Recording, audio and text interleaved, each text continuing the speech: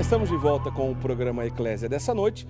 Estamos falando sobre a Reforma Protestante, né? Aquilo que iniciou com Martinho Lutero no século XVI, onde ele, que era monge agostiniano, era padre, portanto, da Igreja Católica, protestou diante de alguns aspectos que ele não concordava. Primeiro porque via muitos erros na sua época, da Igreja na Europa, e outros porque não aceitava alguns posicionamentos que a igreja vive e defende até hoje. Ele acabou sendo excomungado. Martinho Lutero foi excomungado após ele publicar, então, as 95 teses que não concordavam com uma série de coisas na igreja. A gente disse algumas dessas coisas no início aqui do programa, no primeiro bloco, e a gente vai conversar sobre outras nesse momento.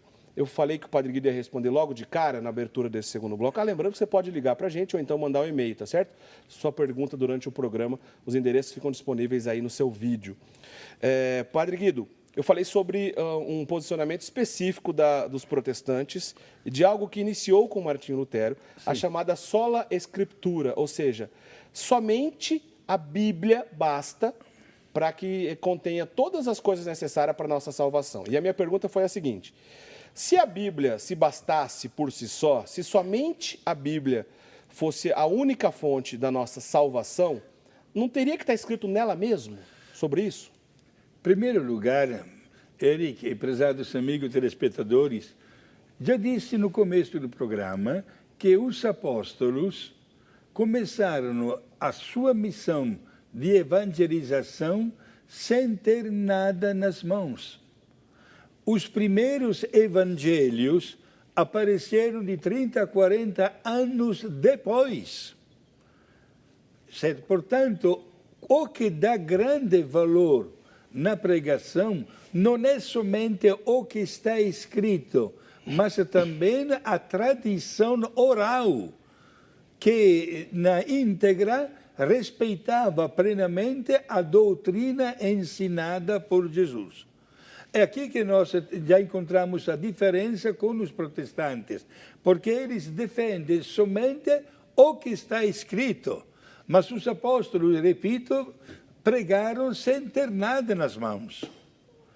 Por isso, também a tradição oral tem uma grandíssima importância na história da redenção. Além disso, Padre Guido, não existe uma passagem de São João, se não me engano, onde diz que a própria Bíblia, ou na verdade a palavra correta a gente não usaria a Bíblia, mas se os relatos escritos da época de Jesus forem esmiuçados, haveriam muitos livros, não caberiam só isso. Não foi São João que disse isso? São João, no capítulo 20, a conclusão do evangelho que ele escreveu, depois foi acrescentado o capítulo 21, 300 anos depois, veja só que foi encontrado. Ele termina o seu evangelho com esta frase: se quiséssemos colocar por escrito tudo o que Jesus falou, não seria suficiente as bibliotecas do mundo para conter o relato.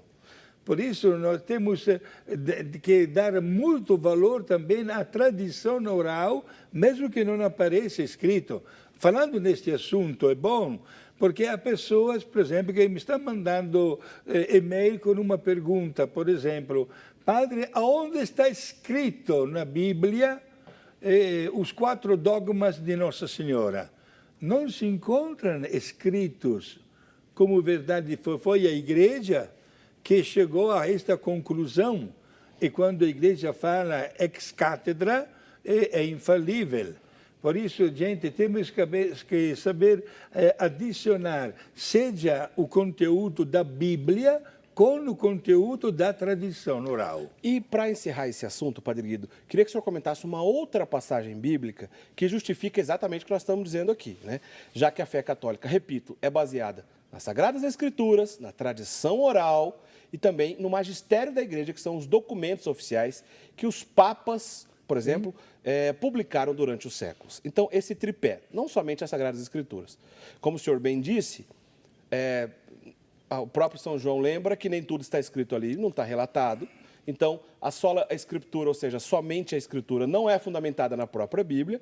E existe um outro detalhe também, uma passagem de Paulo a Timóteo, na primeira carta a Timóteo, no capítulo 3, versículo 15, onde Paulo lembra que a igreja é coluna e sustentáculo da verdade. A igreja é coluna e sustentáculo da verdade. 1 Timóteo 3, capítulo 15.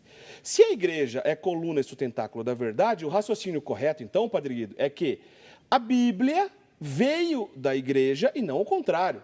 Senão, não justificaria o que o senhor está dizendo agora há pouco. Exato. É correto pensar isso, então? A Bíblia católica, não só a católica, e depois a protestante, que foram retirados alguns livros, a Bíblia veio da tradição desses homens Perfeito. que passaram, inclusive, pela vivência ministerial dos apóstolos de Cristo. Sim, inclusive a Bíblia se formou graças ao trabalho até bastante escrupuloso, digamos assim, que a igreja fez.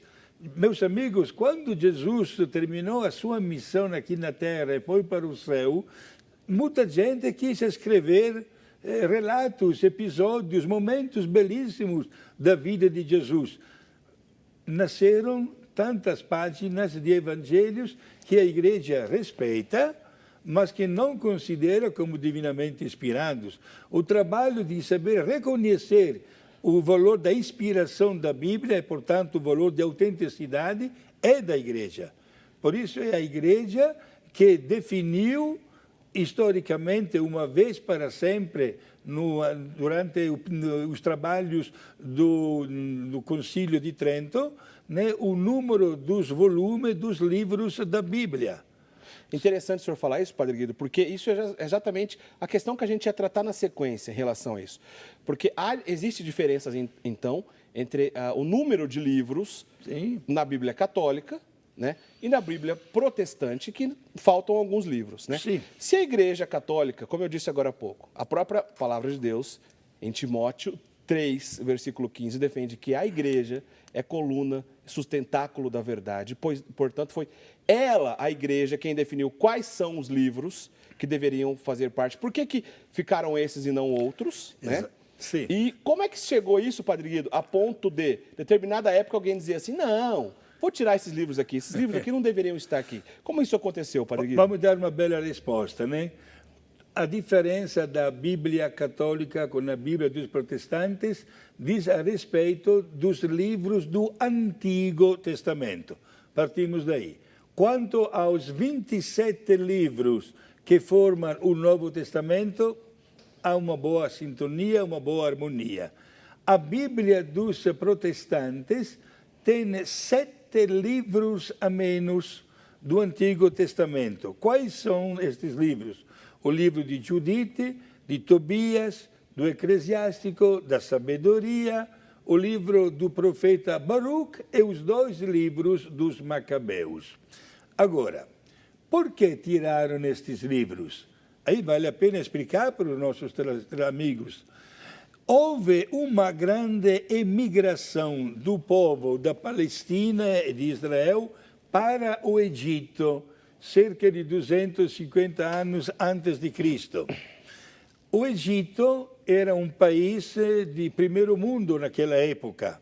E havia uma cidade do Egito chamada Alexandria, que era um pouquinho a capital cultural do país.